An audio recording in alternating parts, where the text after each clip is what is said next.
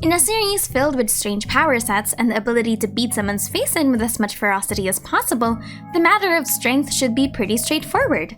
Just like my other videos dissecting this topic, strength can be easily defined in Alan Becker's series as speed, dexterity, arsenal, and even something akin to magic altogether. But today, we're dissecting a character that challenges a lot of the status quo of the average, cool-looking fight scenes by having a completely different style of writing. Yellow is the fifth of Alan Becker's color gang that I'll be tackling today, and he's intelligence and mania incarnate. Known for his insane creations and proclivity to maximizing curiosity with a thin line of things not exploding in his face. And today, I want to break down his fighting style and ask the vital question, how strong is he? Because one of the deeper details that make Yellow so interesting is because his strength is so narratively unique. Disclaimer: this isn't your average power scaling style of video where I'm taking in strength in isolation, and I also won't be putting in numbers for the sake of proving superiority amongst characters.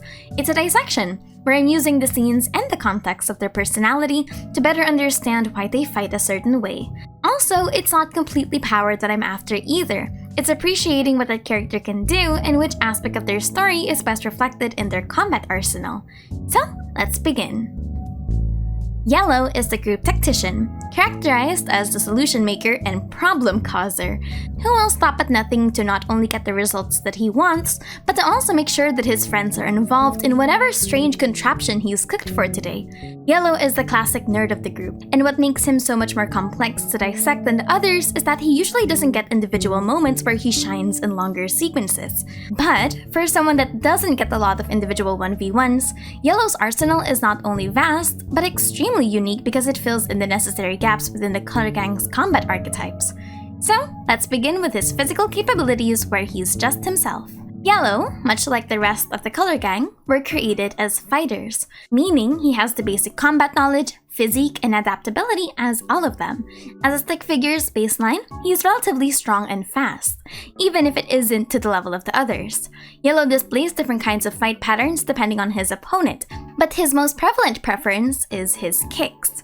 As opposed to other strength-based fighters that counter force with force, Yellow tries to break balance. Yellow targets the lower body when he is fighting hand-to-hand, prioritizing low sweeping motions with his feet to target the thighs, feet, and ankles. As opposed to Green's fighting style that's much more movement-centric, Yellow doesn't actually kite the attacker. Instead, he catches their attacks with blocks, then he targets open positions within their stance. The benefit of this kind of fighting style is that it doesn't actually require you to be significantly faster or stronger than your opponent. You just need to hit them where it hurts. Against Red and Blue, we see this best in action. Red took on a more martial arts style while Blue has a head-on fighter style. Yellow keeps his distance and just redirects Blue's punches, but he also breaks Red's kicks before they can register. Yellow grabs him mid-motion and uses his own force against him to spin him, and then Yellow aims for the ankle to break Blue's attack before shoving him away. He also does this to Green by catching his kicks. Orange versus Yellow in this scene is a great way of showcasing what can counter that style of blocking. It's not by exerting any kind of force greater than necessary to block, which makes Yellow much more prone to being Red. This is where he loses control of his own force and punches Red in the face.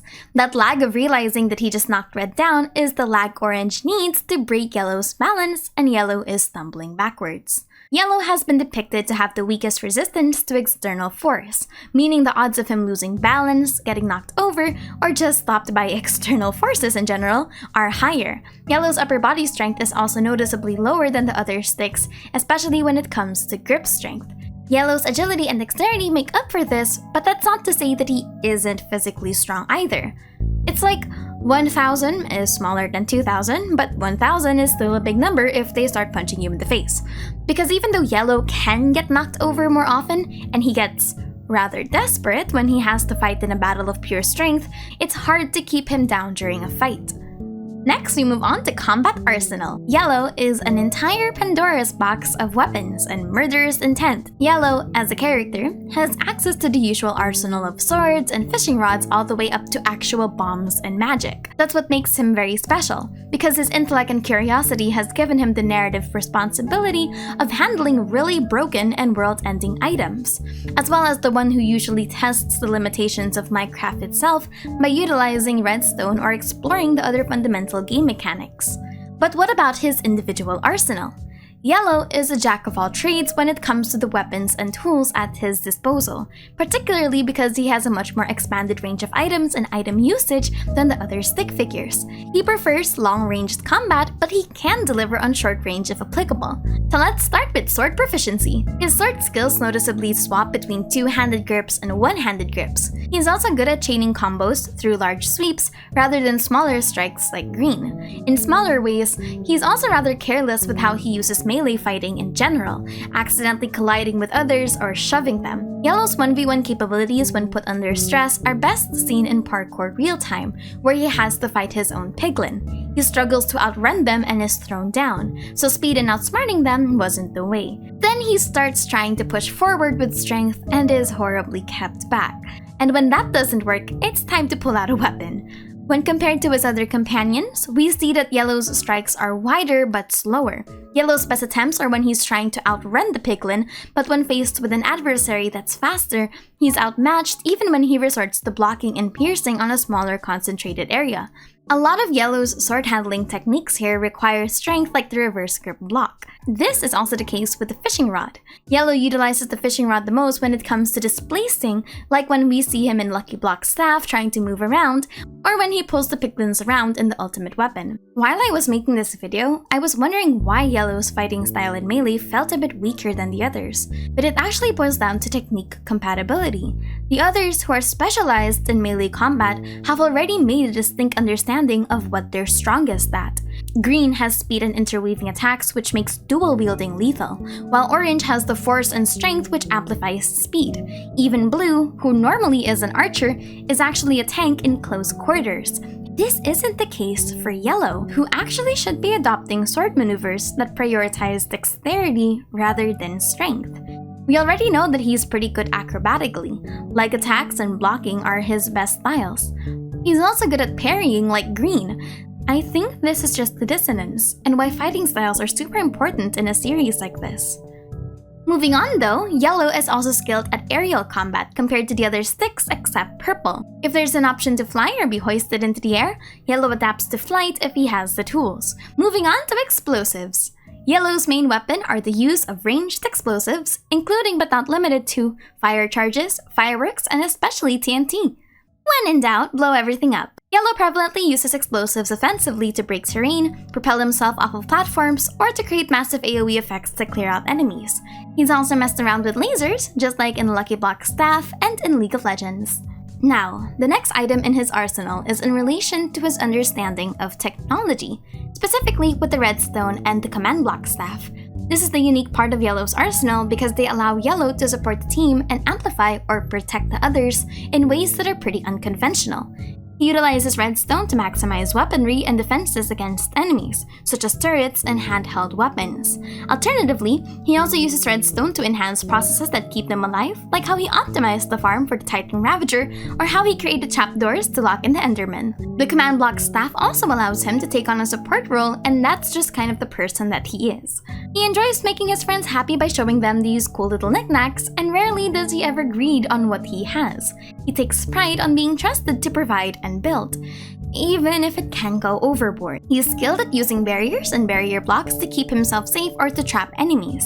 We see this in League of Legends, where he plays Lux and conjures a barrier for the team, in the Raid where he helps defensively against the King, and the Lucky Block staff where he creates a cage for Red and Amalgamation. He also enhances others' weapons in Lucky Block staff with Enchantment Table Staff, and he gives Blue a bunch of potions in Hardcore Manhunt. Now it's time to talk about Yellow's most powerful item. The command block staff's potential is insane. Yellow uses the command block staff linearly compared to the different kinds of generation that exist in the universe. It's mostly used for terrain generation and block generation. In the Raid, he's primarily delegated to supporting the Titan Ravager rather than being the main attacker.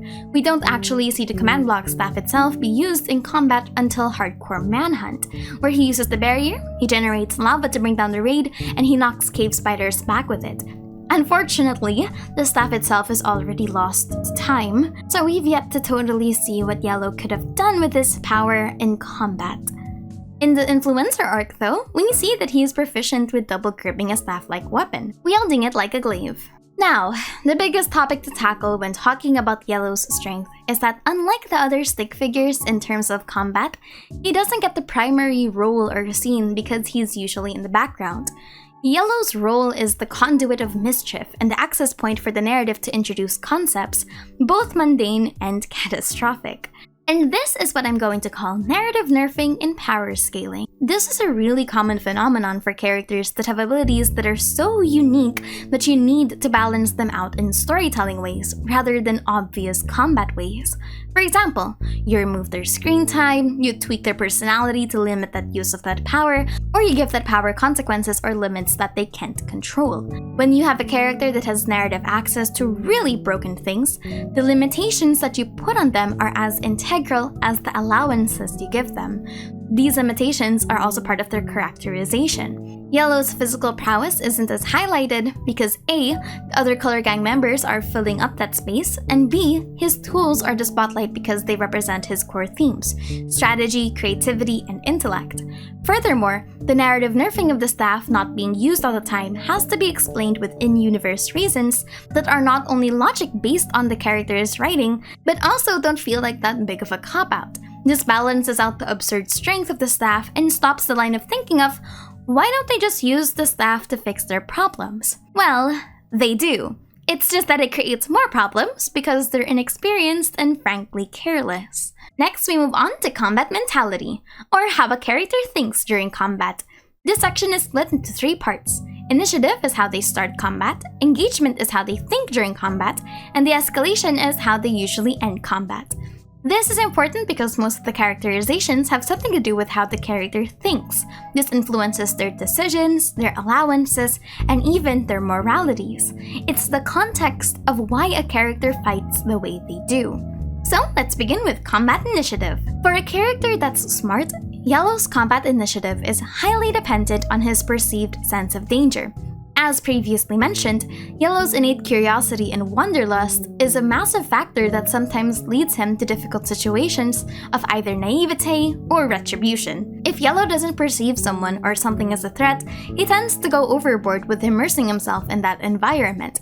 One example of this is how he approached the king just because he was curious about the command block staff. He doesn't remember that it was through command blocks that they were trapped in the first place by Purple. Instead, he sees someone that saved them from a danger and is really cool, powerful, and shares something that he's very interested in. This leads him to lower his guard horribly and bring both him and Blue in danger. Another one is in texture pack and command block. Because he was messing around too much with his newfound toys, almost to the extent of disrupting normalcy, Yellow just doubles down multiple times for his own enjoyment. Yellow's mentality in the beginning of fights that have lower perceived levels of danger is that he's going to learn as much as possible about the environment and to see what sticks. This is also exacerbated if Yellow follows the status quo already established by someone else. When Red was still trying the parkour the first time, we can see that he's hesitant and moves much slower. When Yellow sees that it's generally possible and somewhat safe, he's much more confident in his strides until he isn't and he falls to his doom. Additionally, when he finds out that it's permanent respawns, it's every stick for himself. However, when Yellow sees that his friends are genuinely threatened, he will never hesitate to jump in and defend them. Against glitched Green, he doesn't hesitate to back up Red when Green's shoved away and has to be stopped by Orange. Logic and rationality be damned, he's not going to let anyone hurt his friends even for a second.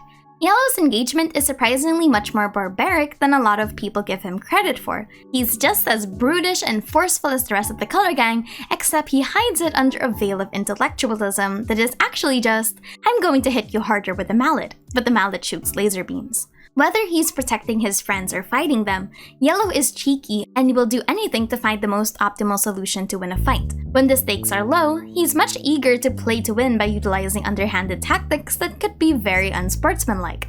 He surprises Green with a banzai kick in Animator vs Animation 9, and he shoves Blue off of the moment he sees an opportunity in Bed Wars. But when the stakes are higher, his analysis is his way of calming himself down and supporting others during difficult situations, and his intelligence manifests in how much he pays attention to what he can do to assist others. For example, in Ultimate Weapon, he gives Blue the fireworks ammunition. In PvP, Yellow focused his attention on protecting Orange against the others rather than taking them down individually. Against the glitch Green, he also notices minimizing the tab to keep it from eating everything. Additionally, he adapts to the environment as much as possible by studying the processes and patterns. He utilizes the hunger of the Titan Ravager to steer it away from the village, and even optimizes an entire system to keep it fed and happy. He also tries to manipulate the building battles to benefit him because they hated seeing Green win over and over again. In line of this, he is also someone that adjusts depending on what works and what doesn't. I already covered his fight with the Piglin, but we see in Bed Wars this phenomenon. He gears up to do a melee 1v1 but realizes that the opponent is sketchy, so he runs backwards and distances himself. Yellow's ability to stay calm in combat is directly correlated to two factors. First, does he have other allies that help him process that emotion so that he himself doesn't have to panic? Because if he's immediately targeted by the threat, he loses that composure and just tries to make the problem go away. Second, does he have any materials that he can study or anything that can help him find a way out? When in doubt, and if not faced by immediate combat, Yellow resorts to rationalization even when things are already bleak.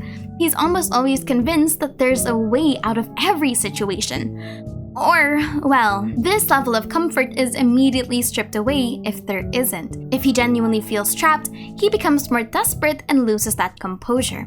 The best way to actually beat Yellow is to rattle him. Last but not the least, Yellow's combat de-escalation mentality is similar to the others. If you show that you're backing down or you're no longer a threat, and for as long as you don't show active hostility, he's willing to negotiate.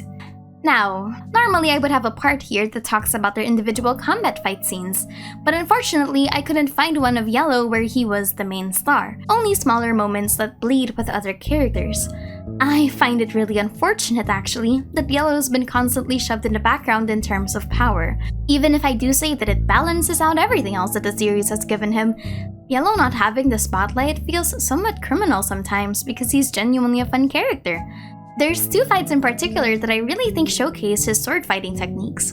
The first one is in Chef, where Yellow's sword skills are most prevalent. This is a team battle, but we're going to be focusing on Yellow. Combat proper starts with Yellow charging the Chef. He tries for a wide upper strike, but before he can get the second strike in, he's smacked in the back of the neck. He recovers with a slide, so he charges again, aiming low. Yellow tries to keep the swings consistent, and he keeps his stance somewhat balanced before he tries to aim for the Chef's feet. Yellow is still on the charge before ducking from a straight decapitation. The camera pans to Green getting murdered on the side, rest in pieces, but Yellow then reacts fast enough to parry incoming 5 knives to the face. He and Red notices the Chef and he launches Red all the way up to grab it, except when he dives, the Chef launches the cookbook into the back of Orange's head, which ricochets and knocks him right down. The small scene in Texture Pack where Orange and Yellow have a sword fight shows the style of melee that Yellow is proficient in, and we can contrast this with Orange's. Yellow blows the first attack with a downward swing. Then he pushes against Orange, who's recovering from the dive. Yellow uses Orange's momentum and lack of balance to bring the sword down with a double grip. And before Orange can stand up, Yellow spins around to build momentum and strike at Orange's fishing rod. When Orange retaliates, this is a similar tactic he does with the others where he catches the force with his hands, but he distances the rest of his body so that he can pivot for a smaller block. This movement is completed when he breaks Orange's balance again to shove him backwards. Yellow then adopts a sequence that has more footwork. He collides with one attack and dodges for the next one. Then he breaks the fishing rod once and for all. When they share blows next with Orange actually having a real weapon, Yellow's attacks have less contact time. Orange is on the offensive and Yellow does smaller blocks. Yellow catches the momentum of Orange's upward swing, then he spins again to try and go for the legs. This doesn't work with Orange jumping, but Yellow's able to goad Orange into piercing the wall behind him. He makes a run for it and does what the Cursor Lords intended and starts bombing everyone.